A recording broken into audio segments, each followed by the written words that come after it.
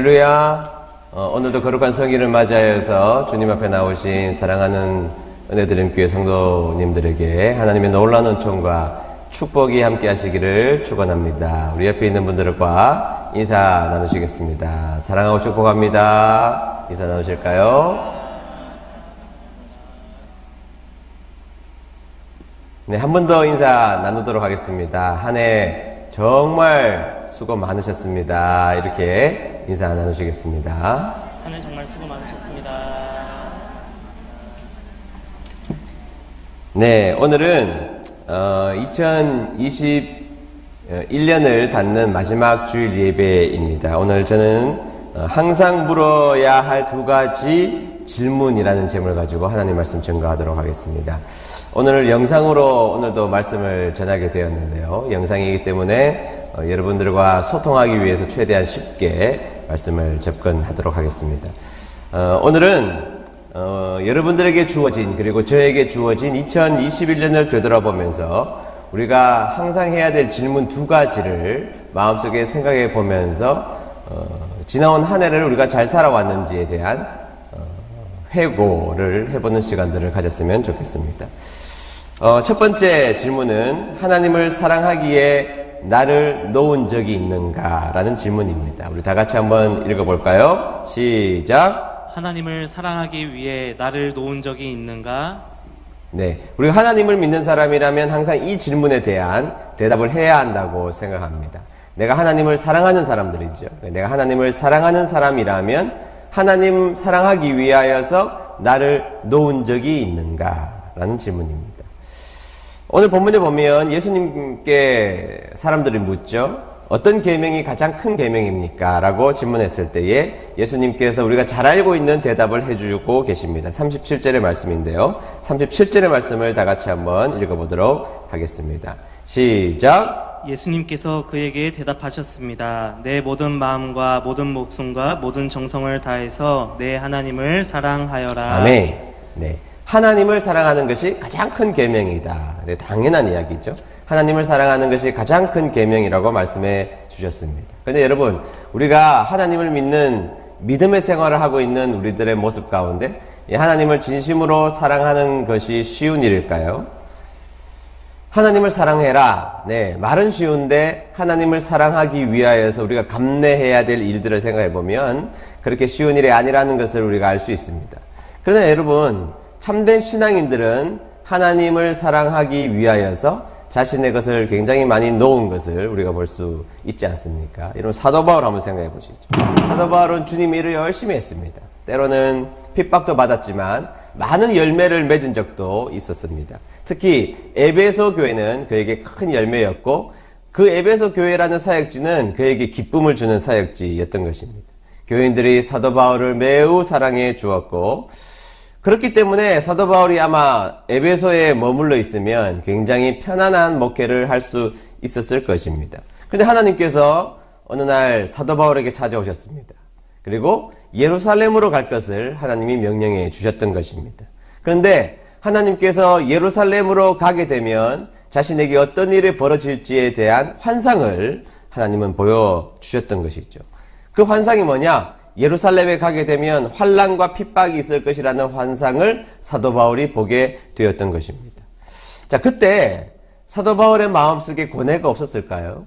지금 머물러 있는 곳에 있으면 행복한 목회가 될 텐데 하나님의 명령에 순종하여서 하나님을 사랑하는 마음으로 순종하여 예루살렘으로 가게 되면 그곳에 환난이 있다는 것을 명확하게 알고 가는 것이 쉬운 일이었을까요? 자, 그러나 사도 바울은 우리가 잘 알고 있는 말씀이죠. 사도행전 2장 20장 24절에 이렇게 고백하고 있습니다. 한번 다 같이 읽어보도록 하겠습니다. 네, 시작! 내가 달려갈 길과 주 예수께 받은 사명 곧 하나님의 은혜의 복음을 증언하는 일을 마치려 하면은 나의 생명조차 조금도 귀한 것으로 여기지 아니하노라. 아멘. 아멘. 네, 사도 바울도 귀한 종이기 전에 자연인에 불과하지 않겠습니까? 아마 그에게 하고 싶은 일은 에베소에 머무는 일이었을 것입니다. 그러나 사도 바울은 하나님을 사랑했습니다. 하나님을 사랑했고 하나님을 뜨겁게 사랑했기 때문에 자신이 하고 싶은 일을 뒤로 하고 해야 할 일을 붙들기 위하여서, 다시 말해서 하나님을 사랑하는 일을 위하여서 자신이 하고 싶은 일을 포기하는 인생을 살아갔던 사람이 사도 바울이었다는 것입니다. 여러분, 우리가 하나님을 믿으면서 우리의 내면 속에 이런 소망들이 있지 않습니까? 하나님 잘 믿고 싶다라는 소망이죠. 나 하나님 잘 믿고 싶어요. 우리 가정이 하나님을 잘 믿는 신앙의 명문 가정이 되고 싶습니다. 이것이 우리가 가지고 있는 아주 보편적인 심상일 것입니다. 하나님을 잘 믿는 믿음의 가정이 되고 싶지 않아요? 우리 어머니들은 기도의 어머니가 되고 싶고 또 기도하는 아버지가 되고 싶지 않습니까? 그리고 그런 모습을 통하여서 우리의 가정이 믿음의 개성이 잘 이루어지고 우리의 자녀들도 하나님 잘 믿는 가정이 되는 것, 그것이 우리가 가지고 있는 보편적인 소원일 것입니다. 근데 여러분, 우리가 그 일을 위하여서, 다시 말해서 믿음의 가정을 이루기 위하여서, 하나님을 사랑하는 가정이 되기 위하여서 대가를 지불하신 적이 많으신가요? 하나님을 사랑하기 위하여서 여러분들의 인생 가운데 하나님을 사랑하기 위하여서 대가를 지불한 올해의 기억들이 여러분들에게 있으신가요? 하나님을 사랑하고 싶은 마음은 있지만 항상 내가 원하는 방식과 내가 원하는 일들만 하고 살았다면 하나님을 사랑하는 모습들이 아마 드러나지 않았을 것입니다. 제가 휴스턴의 집회를 마치고 연세가 많은 홀로 된 여자 집사님 댁에서 우리 가족들이 이제 하루를 묵게 되었습니다. 이 집사님이 연세가 72 되셨는데요. 남편분은 미국 분이십니다. 한국에서 만나서 결혼하게 되셨는데 그 남편분은요, 우리가 잘 알고 있는 유명한 잡지죠. 포브스지에도 나왔던 성공하신 분이었습니다. 그런데 성공하신 이 남편이 암으로 일찍 세상을 떠나게 되었고, 남편이 세상을 떠나자 성공한 인생, 물질은 많은 인생이었지만 허무함이 자신의 인생 가운데 찾아오게 되었던 것이죠. 그리고 스스로 교회를 찾아간 것입니다. 스스로 교회를 찾아가서 예수님을 믿게 되었던 것입니다. 근데 이분이 저에게 이런 고백을 합니다. 제가 집회했던 그 교회죠. 목사님이, 자신의 담임 목사님이 자신을 힘들게 한다는 겁니다. 그래서 무슨 이야기인가, 또 목사님 험담하는 건가, 제가 이곳에 잘못 온 것인가 이렇게 생각했는데 그 얘기가 아니었습니다. 목사님이 얼마나 성경 공부를 많이 시키시는지 성경 공부 시키시는 그 자체가 자신에게는 힘이 들었다는 것입니다. 너무 힘이 들었대요. 이분은 영어를 더 잘하시는 분이시거든요. 그러다 보니까 잘 알아듣지도 못하겠는데 뭐 그 어려운 성경 공부, 제자 훈련, 무슨 교육 뭐 주일날 안 되면 평일날 찾아와서 공부를 시키고 그렇게 하시는데 70이 넘은 노인이 감당하기 어려울 만큼 공부를 시키신다는 것입니다. 그런데 어렵다는 그 공부를 하시면서 저에게 하신 이야기가 있습니다. 뭐라고 말씀하시는가 하면, 목사님, 제가 70평생을 살아오면서 가만히 세상을 바라보고 내 삶을 바라보니까 나를 좋게 만드는 일들은 다 내가 싫어하는 것들입니다. 이렇게 이야기를 했습니다. 한번 잘 들어보십시오. 나를 좋게 하는 일들은 다 내가 싫어하는 일들입니다. 그래서 자신은 내가 싫어하는 일들을 하려고 노력합니다. 이렇게 이야기했습니다. 자신은 사실은 성경 공부하는 게 싫대요. 사람들과 같이 어울려 있는 것이 훨씬 더 좋은 것이지만 성경 공부하는 것이 싫지만 그것이 자신에게 정말 도움이 되는 것이기 때문에 그 일을 감당한다. 그렇게 말씀하셨습니다. 운동하는 것도 매일같이 이분이 운동을 열심히 하시더라고요. 저보다 훨씬 더 빨리 걸으시는 분이시던데요. 이분이 운동하는 것도 쉬운 일이 아니라고 이야기했습니다. 그러나 운동하는 것이 싫지만 그 싫은 것이 항상 자신의 인생에 도움이 되었다. 이렇게 이야기를 했습니다. 여러분 그렇지 않습니까? 가만히 생각해 보면 참 이분의 말씀이 인사이트가 굉장히 강한 말씀이었다고 생각이 들었습니다. 가만히 보면 정말 우리의 인생에 도움이 되는 것은 내가 정말 싫어하는 것들입니다. 우리 학생들에게 정말 도움되는 것은 가만히 앉아서 공부하는 일인데 그것만큼 세상에 힘든 일이 어디 있습니까? 우리가 스스로를 개발하고 우리가 인생을 살아갈 때에 의미 있는 삶을 살아가는 일들은 결코 쉬운 일들이 없지 않습니까? 그러나 그 싫어하는 일들을 감당해야 정말로 나에게 의미 있는 일들이 찾아온다는 것입니다. 여러분, 하나님을 잘 섬기는 일도 마찬가지입니다. 어떤 사람이 하나님을 잘 섬길 수 있습니까? 하나님을 잘 섬기는 사람들은 궁극적으로 내가 감당하기 어려운 일들을 감당해야지만 하나님을 사랑하는 모습들이 드러나게 되어 있다는 것입니다. 저는 젊은이들에게 강연하는 사람들 가운데 정말 무책임하다고 느끼는 강연자들을 많이 보게 됩니다. 요즘은 뭐 유튜브도 있고 텔레비전 강의도 있는데요. 뭐 이런 말 합니다. 하고 싶은 일을 하고 살아. 즐기며 살아. 네가 원하는 것들이 세상에 널려 있어. 너의 인생은 네 것이니까 네 맘대로 살아. 뭐 그런 이야기를 하는데요. 그 말이 킨 사이다처럼 마음을 시원해 주게는 할 수 있지만 그렇게 살아서 나중에 어떻게 살려고? 하고 싶은 일을 하고 살아. 네, 하고 싶은 일을 하고 살면 좋죠. 그러나 하고 싶은 일만 해서는 우리에게는 성취를 이룰 수 없다는 것입니다. 여러분, 솔직히 한번 이야기해 보죠. 솔직히 이야기해 보면 내가 반드시 해야 할 일들을 먼저 감당해야만 진짜 내가 하고 싶은 일을 할 수 있습니다. 그렇지 않습니까? 여러분, 순서가 중요합니다. 하고 싶은 일을 하다 보면 정말로 중요한 일을 할 수가 없습니다. 그러나 내가 하기 싫지만 그 일을 억지로 감당하다 보면 나중에는 정말로 내가 하고 싶은 일들을 하면서 살아갈 수가 있는 것이죠. 이게 솔직한 것입니다. 내가 싫어하는 일들을 내 인생에서 감당해야 내가 좋아하는 일들을 비로소 할 수가 있다는 것입니다. 여러분, 믿음 좋은 가정이 되기 위해서는 밤을 새워 기도하는 믿음의 행위들이 있어야 되고, 말씀 앞에 순종하기 위해서 순종을 감당하기 위해서 눈물을 흘리며 내가 하나님 사랑하기 때문에 순종하기 위해서 눈물 흘리는 일들이 있어야 된다는 것입니다. 내 자식이 나중에 교회의 기둥구 같은 충성된 일꾼으로 만들어내기 위해서는 먼저 내가 사람들하고 관계 속에서, 그리고 교회에서 주시는 여러 가지 사명 앞에서, 하나님이 나에게 주신 그 사명 앞에서 내가 먼저 애를 쓰고 충성하는 충성이 동반되어져야 결국에는 그 믿음, 하나님을 사랑하는 가정을 만들어낼 수 있다는 것입니다. 그래서 여러분, 다윗이 뭐라 그럽니까? 우리가 잘 알고 있는 시편 126편 5절에 보면 이런 말씀이 있습니다. 다 같이 읽어볼까요? 시작. 눈물을 흘리며 씨를 뿌리는 자는 기쁨으로 거두리로다. 아멘. 네. 이 고백을 보십시오. 자, 기쁨으로 거두는 일은 우리가 하고 싶은 일입니다. 거두는 건 얼마나 좋습니까? 거두고 잘되고 기뻐지고 하는 것이 얼마나 좋습니까? 그러나 그런 일들을 하기 위해서 우리가 반드시 먼저 해야 될 일은 눈물로 씨를 뿌리는 일이라는 것이죠.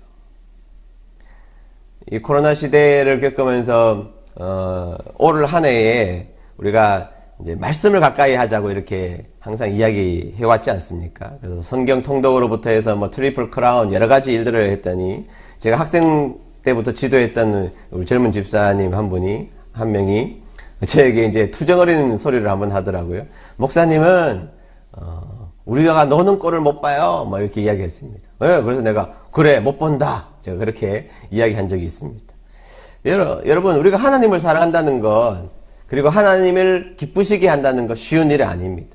하나님을 기쁘시게 하기 위해서 올 한 해 여러분들이 어떤 행동을 하면서 사셨는지 한번 고민해 보십시오.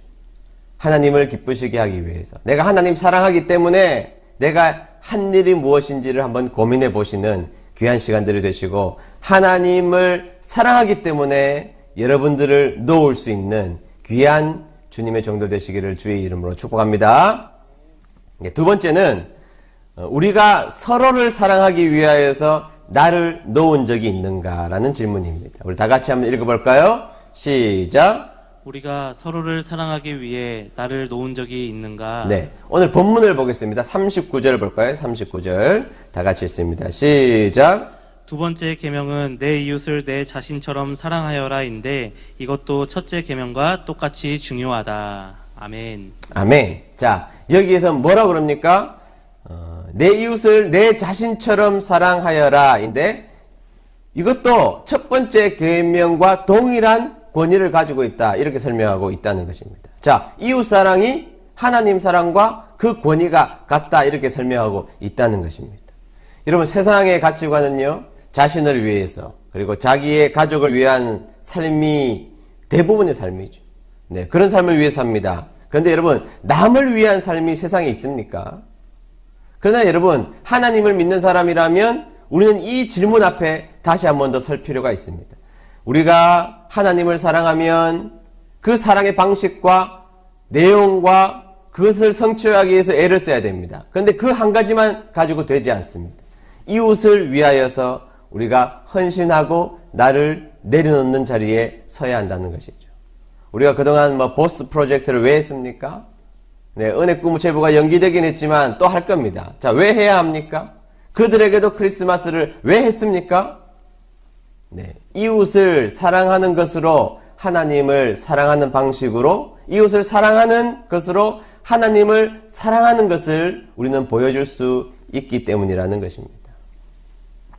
이웃을 사랑하는 방식, 이웃을 사랑하는 것도 역시 쉽지 않습니다. 그러나 이웃을 사랑하는 것이 하나님을 사랑하는 것과 동일한 가치를 가지고 있는 계명이기 때문에 그 계명을 위해서 나를 놓아야 한다는 것이죠.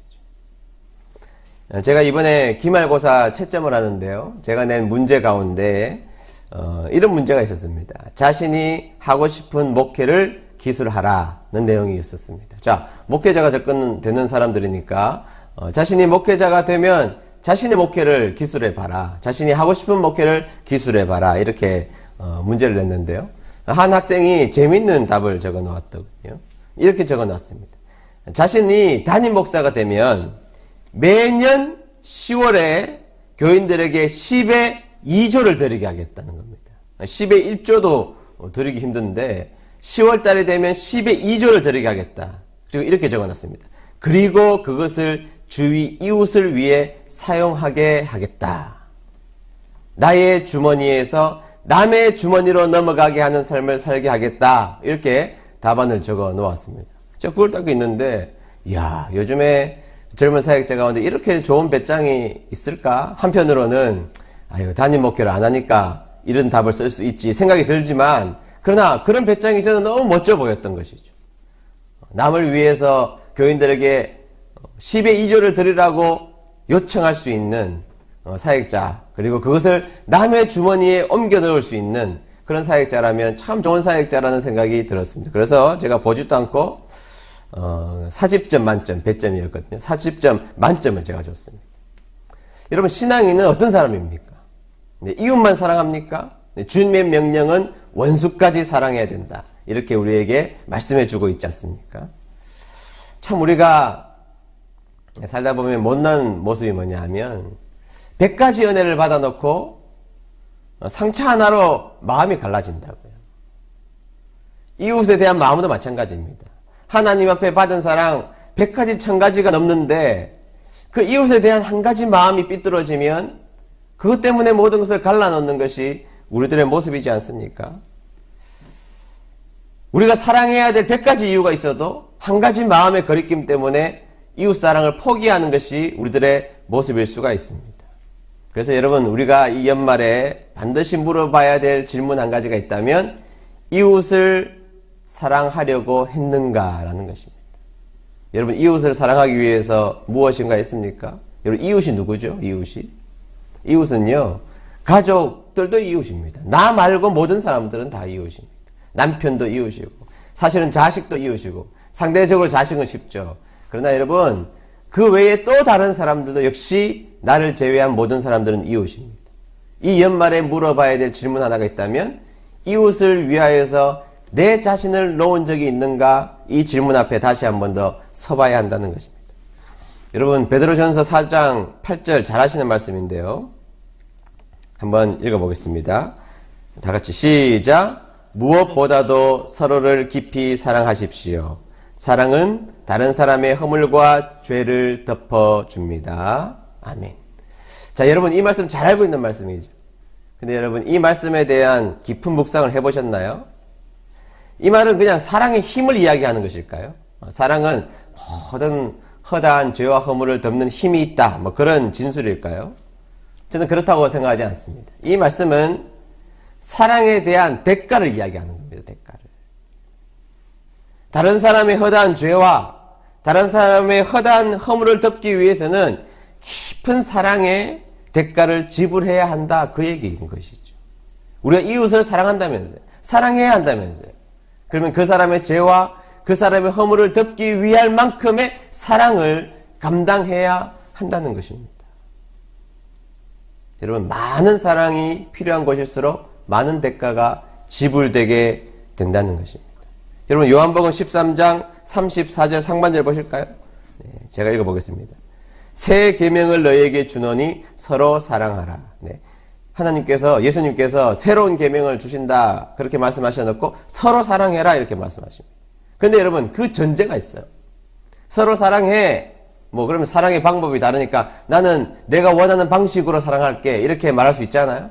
그런데 여러분, 34절 하반절 보겠습니다. 제가 읽어보겠습니다. 내가 너희를 사랑한 것 같이 너희도 서로 사랑하라. 다시 한 번 더 볼게요. 여러분, 34절의 말씀은 새 계명을 너희에게 준다 그랬습니다. 그 계명이 뭐냐? 서로 사랑하라는 것입니다. 그런데 어떻게? 내가 너희를 사랑한 것 같이, 예수님이 우리를 사랑한 것 같이 너희도 그렇게 사랑해야 된다고 말씀해 주셨다는 것입니다. 그래서 여러분, 우리가 이웃 사랑을 위하여서는요, 적당하게 사랑할 수 없습니다. 나를 놓아야만 사랑할 수 있다는 것입니다. 여러분, 2021년 우리 사랑하는 은혜 드림교회 성도 여러분들이 이웃을 위해서 여러분들이 놓은, 여러분 자신을 놓은, 여러분들의 감정을 놓은, 여러분들의 생각을 놓은, 물질을 놓은 경험들이 있으십니까? 그리고 그 놓은 경험들이 몇 번이나 있으셨습니까? 그 질문이 오늘 여러분들과 우리가 부딪혀야 될 중요한 질문 중에 하나라고 저는 생각합니다. 저는 오늘 여러분들에게 이웃사랑에 대한 이야기를 하면서 한 이야기를 하고 말씀을 맺으려고 합니다. 어떤 중고 컴퓨터 사장님의 이야기인데요. 그 사장님이 직접 올리신 글인데 한 7, 8년쯤 전의 이야기입니다. 제가 한번 읽어보도록 하겠습니다. 저는 인터넷이나 알림방 광고를 내어 중고 컴퓨터 장사를 하는 사람입니다. 얼마 전에 전화를 한 통 받았습니다. 사장님, 아는 사람 소개를 받고 전화를 드렸어요. 여기는 경상북도 칠곡입니다. 뭐 여기에서 한 30분도 안 되는 거리에 있는 곳이죠. 칠곡입니다. 사정상 딸아이는 서울에서 할머니랑 살고 있는데요. 6학년 딸아이에게 맞는 중고 컴퓨터 하나 사주려고요. 아주머니는 통화 내내 목소리가 힘이 없어 보였습니다.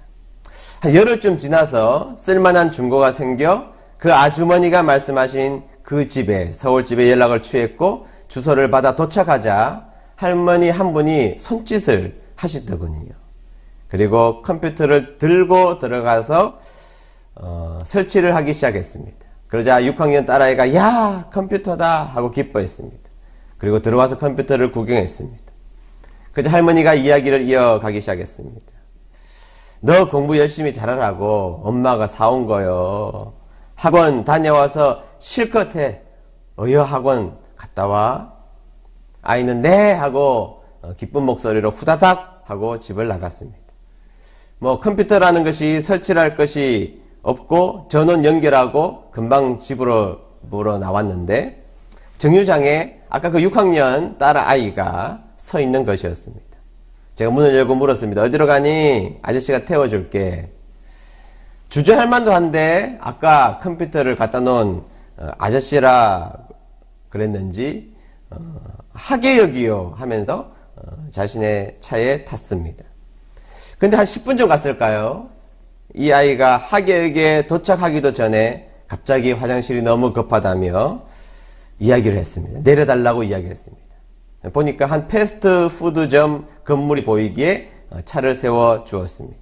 그래서 아저씨 그냥 먼저 가세요 하고 다급히 아이는 건물 속으로 사라졌습니다. 무심코 보조석 시트를 보는데 가슴이 쿵 내려 앉아버리고 말았습니다. 왜냐하면 그 시트는 검빨갛게 물들어 있었기 때문입니다. 아마 이 아이는 첫 생리가 시작된 모양이었던 것입니다. 당황한 아이의 얼굴이 생각났고 남자로서 당장 처리할 방법도 몰랐고 그리고 그 아이가 얼마나 당황했을까라는 생각이 들어서 어쩌지 생각하며 마음이 급해지기 시작했습니다. 그 아이 엄마에게 전화를 한다고 해도 올라오지도 못하고 마음만 아플 것 같아서 재빨리 저와 동갑인 아내에게 전화를 했습니다. 여보, 지금 택시 타고 빨리 어느 역으로 와줘. 왜? 무슨 일인데? 자초지정을 짧게 이야기를 하자 아내가 만사를 제쳐두고 곧장 온다고 하면서 저에게 몇 가지 일을 시켰습니다. 자기 내가 가는 동안 빨리 슈퍼에 가서 생리대를 사. 그리고 속옷도 사이즈별로 몇 개 사고, 그리고 치마랑 물티슈도 하나 사놔. 전두지휘를 하는 아내 덕에 장비를 다 챙겨서 아이가 좀 전에 들어갔던 건물로 들어갔습니다. 근처에 사는 아내는 다행히 빨리 왔고, 아내가 화장실에 들어가니 화장실 3칸 중에 1칸이 닫혀 있었던 것입니다. 이름을 모르지만 말을 걸자 기어가는 목소리가 들리게 되었던 것입니다. 그때까지 그 아이는 혼자 그 안에서 울고 있었던 것입니다. 엄마가 같이 사는 평범한 가정이었으면 그날 조촐한 파티라도 할 수 있는 기쁜 날인데 혼자 당황하고 울고 있는 그 아이를 바라보자 콧잔등이 짠해졌습니다. 아내와 아이가 나오는데 그 아이의 눈이 퉁퉁 부어 있었고요. 그냥 집에 가고 싶다는 아이를 태워서 데려다 주고 오는 길에 아내가 저에게 이렇게 물었습니다. 자기 그 컴퓨터 얼마 주고 팔았어? 중고라서 22만 원. 그러자 아내가 말했습니다. 자기야, 그거 다시 돌려주고 오자. 제가 이야기를 했습니다. 그건 자존심을 좀 다치지 않을까? 아니, 그냥 계산이 좀 잘못됐다고 하고 10만 원만 그 할머니 좀 드리고 오면 어떨까? 아내가 이야기를 했습니다. 그래서 10만 원을 챙겨서 허둥지둥 그 집에 들어가서 갑자기 램 값이 내렸다는 둥 말도 안 되는 이야기를 하며 10만 원을 되돌려 드리고 돌아오게 되었습니다. 나와서 차에 타자 동갑내기 제 아내가 제 머리를 헝클으며 자식 멋진데? 그렇게 말을 해 주었습니다. 그 말을 들었자 뭔가 모를 행복한 마음이 제 속에 들었습니다. 그리고 그날 밤이었습니다. 밤 11시쯤 아이 엄마에게서 전화가 왔습니다. 여기 칠곡인데요. 컴퓨터를 구입한 이 한마디를 하고 울음소리만 들리고 계속 말을 잇지 못하시더군요. 저도 그냥 전화기에 귀만 대고 있었습니다. 저는 이 글을 우연찮게 읽고 마음이 너무 따뜻하고 좋았습니다. 왜 그랬을까요, 여러분? 이웃을 바라보며 불쌍히 여기는 마음이 하나님이 기뻐하시는 마음이라는 것을 우리가 알고 있기 때문인 것입니다. 이웃을 사랑하는 것 쉽지 않습니다. 희생이 있어야 됩니다. 여러분, 우리는 이웃을 사랑할 수 있는 마음을 하나님 이미 주셨습니다. 그러나 죄가 우리의 마음속에 들어와서 나를 엉망진창으로 만들어져 버렸고 우리를 헝클어져 이웃을 미워하게 하고 사랑하지 못하게 하는 마음이 생겼고 그것이 결국 우리를 행복하게 하지 못하고 있는 것입니다. 여러분, 이웃이 나를 사랑해 주지 않아서 행복하지 않는 게 아닙니다. 죄로 말미암아 헝클어진 이 마음 때문에 이웃을 진심으로 용서하고 진심으로 사랑해 주지 못하기 때문에 진짜 행복이 우리에게서 사라져 버린 것 아닐까요? 여러분, 올 한 해 그런 사랑 우리 한 번이라도 해보셨습니까? 그런 사랑의 마음을 품으며 그런 사랑을 여러분들의 인생 가운데 해내셨다면 그런 여러분들에게 저는 박수를 보내드리고 싶습니다. 그리고 우리가 하지 못했다면 오늘 우리는 새로운 마음을 한번 다시 가져봐야 하지 않겠습니까? 하나님이 나에게 보내주신 그 이웃들마저도 사랑하지 못하면서 하나님을 사랑한다고 말하는 우리들의 모습이 아니라 하나님이 나에게 베풀어 주신 그 아름다운 이웃들을 위하여서 고귀한 사랑을 한번 실천해보는, 그리고 실천하기로 다시 한 번 더 결단해보고 다짐하는 귀한 시간이 되셔서 여러분들의 인생 가운데 여러분들 이웃이 기뻐지며 그래서 하나님의 마음에 웃음을 끼칠 수 있는 주님의 귀한 종들이 되시기를 주님의 이름으로 축복합니다. 다 같이 우리 머리 숙여서 우리 잠시 생각을 했으면 좋겠습니다. 사랑하는 여러분, 우리 정말 하나님 사랑하고 싶죠. 저 역시 마찬가지입니다. 정말 하나님의 마음에 합한 사람이 되고 싶고, 우리 하나님 사랑하며 살아가고 싶은 것 저의 간절한 소망입니다.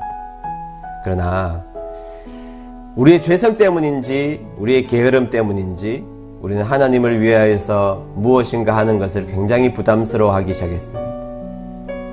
여러분 어떠신가요? 주님을 위해서 여러분들을 놓으신 경험들이 있으신가요? 또한 하나님은 우리에게 이웃을 사랑하라고 명령해 주셨습니다. 그리고 그것을 하나님 사랑하는 것과 등가평가 하신다고 말씀해 주셨습니다. 가만히 생각해 보면 이웃을 사랑해야 될 수천 가지 이유가 우리에게 있음에도 불구하고 우리는 그 사랑을 참 못나게 해내지 못하는 것이 우리들의 모습입니다. 한 가지 삐뚤어진 마음이 들어오자 우리는 이웃 사랑하기를 포기했던 것이죠. 여러분 2021년 이웃을 사랑하기 위해서 여러분들이 놓으신 경험이 있습니까?